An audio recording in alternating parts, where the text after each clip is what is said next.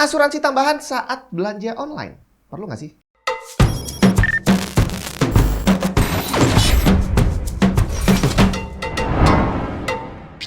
Casing mikro dengan kapasitas makro. Asus Prime AP201. Casing Micro ATX dari Asus berkapasitas 33 liter dengan support cooler hingga 360 mm, GPU hingga 338 mm dengan power supply standar ATX. Menggunakan quasi filter mesh panels yang bisa memaksimalkan airflow dan bisa dibongkar pasang tanpa perlu menggunakan alat apapun. Menyediakan ruang selebar 32 mm untuk kabel manajemen, serta front panel lengkap termasuk USB Type-C 10 Gbps. Selengkapnya cek link di bawah.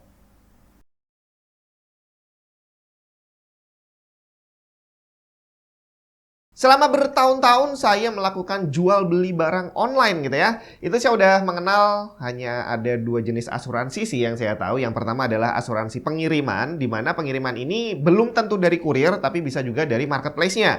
Terus yang kedua adalah asuransi dalam bentuk garansi barangnya, di mana garansi ini bisa aja garansi personal dari penjualnya, bisa juga garansi resmi dari toko atau distributornya. Dan ternyata untuk garansi ini juga tidak selalu bisa diterima. Karena ada syarat dan ketentuan yang berlaku di sana, di mana tidak semua kerusakan akan bisa diklaimkan garansinya. Dan untuk masalah kenapa garansi bisa ditolak, saya udah pernah bahas, kamu bisa tonton dulu videonya di sini. Nah, tapi sekarang kalau kamu belanja online dari marketplace, di banyak marketplace sih, itu biasanya mereka ngasih ada kolom lagi baru yang bisa dicontreng dan isinya itu adalah asuransi tambahan. Dan saya kalau nggak salah ingat, pernah tuh waktu zaman awal-awal asuransi model begini muncul, itu dia secara default saat itu kalau nggak salah, itu dia langsung tercontreng. Jadi saat kita belanja, itu dia otomatis udah terisi tuh asuransinya. Jadi kalau kamu nggak teliti saat mau check out, itu biasanya kamu akan membayar include dengan asuransi. Dan yang bikin sebel, pernah zaman dulu itu saya beli pulsa listrik, langsung main bayar, nggak saya cek dulu, begitu muncul jebret, loh kok ada asuransi? Dan yang bikin jengkelnya lagi, asuransinya tertulis asuransi layar pecah dari beli pulsa listrik. Apa maksudnya coba? Untungnya sekarang yang namanya asuransi tambahan seperti itu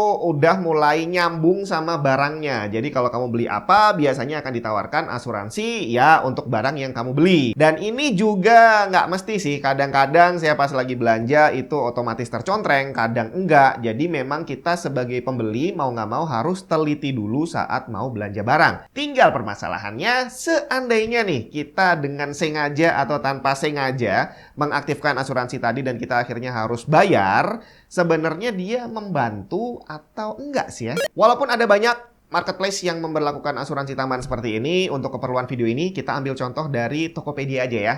Nanti kita lihat sebenarnya pasal-pasalnya seperti apa. Apakah akan mempermudah kita seandainya terjadi kerusakan, atau sebenarnya ya cuma sekedar ada biar kita bayar dan ya seperti itulah. Nah, saat saya coba untuk belanja beberapa barang, bukan belanja sih, sebenarnya cuma pengen ngeliat aja status asuransinya seperti apa, itu ternyata tidak semua barang itu ditawarkan asuransi. Jadi waktu saya nyoba untuk check out GPU, itu ternyata tidak ditawarkan asuransi sama sekali. Terus saya coba check out untuk SSD, ternyata ada pilihan asuransi jatuh atau rusak yang berlaku selama 3 bulan. Jenis asuransinya sendiri adalah proteksi rusak total. Sedangkan untuk CPU ternyata jenis asuransinya beda lagi. Di sini tertulis rusak atau kecurian yang berlaku selama 12 bulan. Sedangkan jenis asuransinya adalah proteksi elektronik. Nah, abis ini kita baca bareng-bareng sebenarnya pasal-pasalnya seperti apa, kondisi seperti apa yang membuat kita bisa ngeklaim garansi, mana yang akan ditolak. Secara kalau kita bicara tentang kerusakan barang, sebenarnya kalau kita beli barang baru, itu kita udah dapat asuransi juga dalam bentuk garansi resmi dari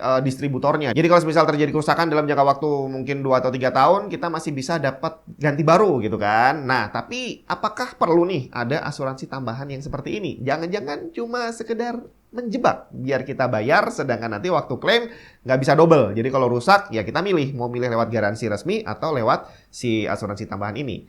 Kita baca bareng-bareng. Dari proteksi rusak total, tertulis di sini cakupan proteksinya mantap banget, kerusakan karena insiden yang tidak disengaja. Jadi kalau barangnya jatuh atau sejenisnya yang membuat barangnya jadi rusak total dan nggak bisa dipakai, kita bisa klaim. Asik banget nggak tuh? Kedua, kehilangan karena perbuatan kriminal orang lain seperti dirampok, dicopet, dan sejenisnya, tapi harus dibuktikan dengan adanya kerusakan badan atau properti lain. Jadi, lu harus babak belur dulu, difoto, kirim untuk bisa dapat klaim garansinya, asuransinya. Sejauh ini terdengar fine-fine aja ya, karena ya sepertinya menguntungkan kita. Tapi ini adalah sesuatu yang sebenarnya gampang diakali. Kalau kamu adalah termasuk orang yang nakal, gampang banget untuk ngakalin masalah jatuh atau rusak atau kecurian. Ya tinggal kasih babak belur dikit atau bilang aja barangnya jatuh keinjek dan akhirnya lo klaim asuransi gitu kan. Tapi ternyata tidak semudah itu. Di tab sebelahnya tertulis bahwa rusak karena kejadian disengaja tidak tercover. Tinggal gimana caranya si pihak asuransi bisa memastikan bahwa kerusakan barang yang jatuh dan rusak total tadi akibat kesengajaan atau ketidaksengajaan. Karena kalau yang namanya jatuh dan insiden, kayaknya kemungkinannya kecil banget bisa tertangkap kamera. Dan saya sendiri juga masih belum bisa membayangkan gimana caranya kita bisa meyakinkan mereka bahwa ini beneran insiden dan bagaimana mereka bisa yakin dengan keterangan dari kita. Karena tadi mau sengaja ataupun nggak sengaja akan sangat sulit untuk dibuktikan. Dan akhirnya satu pasal ini aja bisa dibilang sebagai pasal karet. Karena untuk penentuan iya atau tidaknya sangat ambigu. Nggak ada yang bisa dipastikan 100%. Poin berikutnya yang harus kita perhatikan adalah tentang rusak total. Harus rusak total dan nggak bisa dipakai. Dan dalam kasus SSD, bagaimana ceritanya SSD bisa rusak total? Karena bisa aja nih kita bilang ini nggak bisa dipakai, tapi setelah dikirim ke sana dan dia bilang loh ini barangnya masih utuh kok. Dan akhirnya tidak terhitung sebagai rusak total. PCB-nya masih ada, jadi harusnya masih bisa berfungsi. Dan di sini juga masih ada banyak sekali celah untuk klaim asuransi kita ditolak sama perusahaan asuransinya. Terus gimana ceritanya nih kalau semisal SSD-nya beneran jatuh gitu kan, terus habis itu patah yang ternyata waktu dibuka PCB-nya masih utuh. Jadi barangnya sudah terhitung boleh dibilang hancur, tapi ternyata mesinnya masih utuh. Ini juga jadi ambigu karena selain yang tadi bisa aja dianggap tidak rusak total, yang berikutnya bisa aja kalau misalkan ini SSD-nya udah nggak bisa berfungsi, bisa aja dia disebut sebagai cacat pabrik yang tidak tercover dalam asuransi ini. Jatuhnya mungkin iya bisa dianggap sebagai insiden, tapi begitu dibuka dan ternyata loh ini masih utuh kok, harusnya nggak berpengaruh nih ke mesinnya. Waktu dicoba ternyata nggak bisa, ya bisa aja dibilang bahwa oh ini berarti memang cacat pabrik, bukan karena cacat karena jatuhnya tadi. Dan bisa aja nanti kita dituduh ini jangan-jangan gara-gara barangnya rusak, terus lu sengaja rusakin gitu kan biar bisa klaim asuransi. Ada banyak kemungkinan. Kemudian masalah hilang atau dicuri yang harus bisa dibuktikan dengan kerusakan pada fisik atau pada barang lain. Jadi misalkan kamu pura-pura babak belur, terus lapor polisi, habis itu bikin surat kehilangan untuk nantinya ngurus klaim garansi, bukan garansi, asuransi dari SSD tadi. Ya memang sih bisa aja itu direkayasa gitu kan. Kamu memang jatuh beneran bukan karena dirampok, tapi akhirnya udahlah mumpung SSD-nya rusak juga, saya klaim aja. Dan mungkin kalau saya petugas yang ngurus asuransinya, mungkin yang model kayak gini bakal saya terima aja. Walaupun bisa aja itu rekayasa gitu kan. Karena dia sudah melakukan effort yang luar biasa berat hanya untuk bisa dapat ganti 140.000. Sekarang kita lihat untuk proteksi elektronik. Di sini kurang lebih masih sama. Cuma ada tambahan soal terkena cairan yang tidak disengaja. Di sini dikatakan bisa dapat klaim.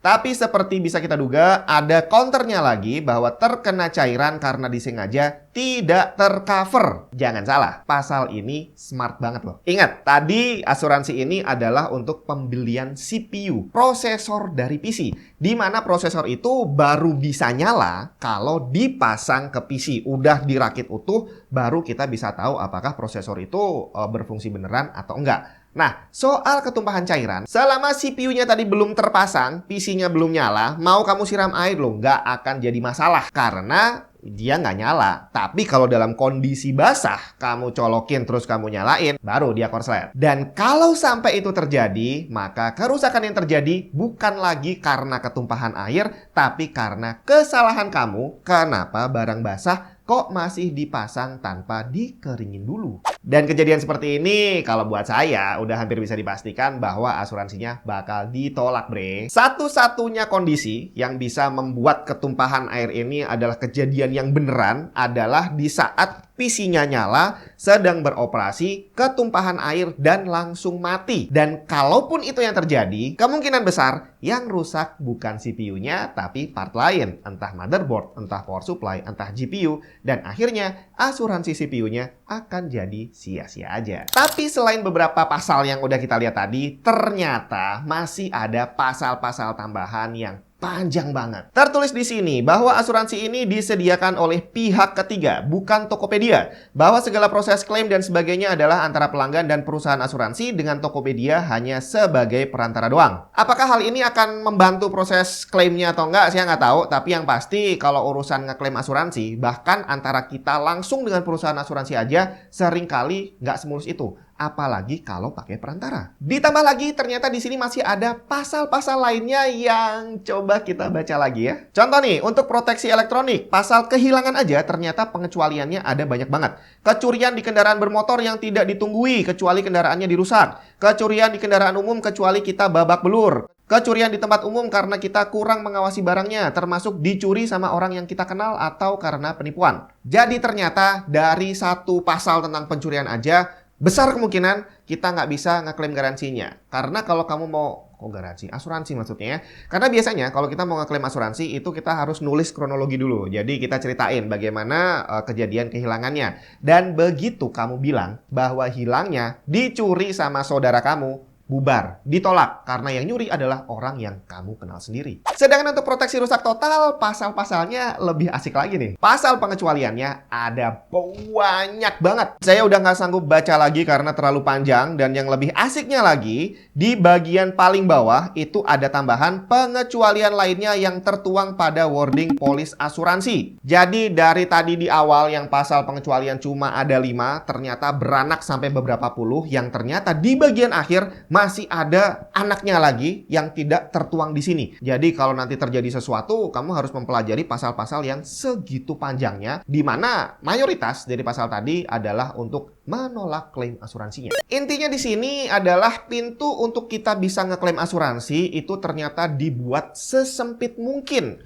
Dan hal ini agak berbanding terbalik dengan garansi yang disediakan oleh pemilik mereknya atau pemilik barangnya atau distributornya. Sebenarnya kalau soal pasal-pasal ini, garansi resmi pun memang ada. Tadi di video yang awal tadi saya tunjuk itu ada penjelasan lumayan banyak di sana. Tapi di sini sebenarnya dari distributor itu nggak sesaklek itu. Karena distributor dan juga brand itu punya nama baik yang harus dijaga. Artinya kalau kerusakan yang setiap kali diklaim ditolak, nama mereka bisa jadi jelek dan akhirnya barangnya jadi nggak laku. Tapi bagaimana dengan perusahaan asuransi yang ada di marketplace seperti ini? Tadi udah kita lihat beberapa banyak tulisan yang ada tadi. Ada yang nggak? Nama perusahaan asuransinya apa? Bahkan saya yang udah baca dari awal sampai akhir aja, saya nggak ingat nama perusahaannya apa. Yang saya tahu bahwa untuk asuransi seperti ini, Tokopedia bekerja sama dengan lebih dari satu perusahaan asuransi, di mana pada salah satunya itu disebutkan juga beberapa afiliasinya. Artinya kemungkinan bukan cuma satu atau dua perusahaan asuransi doang. Jadi kira-kira gimana?